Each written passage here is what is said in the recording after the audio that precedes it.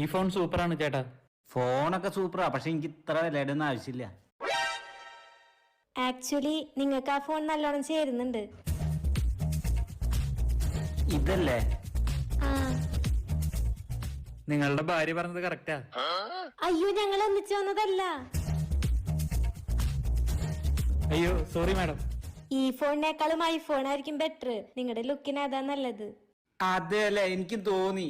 ചേട്ടാ, ആപ്പിളിന്റെ 17 Pro Max ആയിക്കോട്ടെ.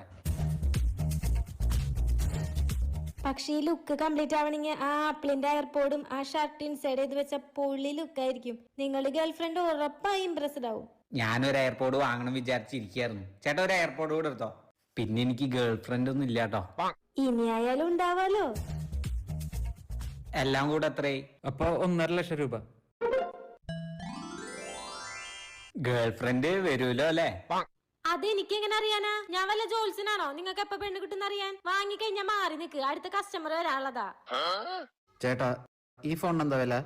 വില എത്രയായാലും ആ ഫോൺ നിങ്ങൾക്ക് നല്ലോണം ചേരുന്നുണ്ട്.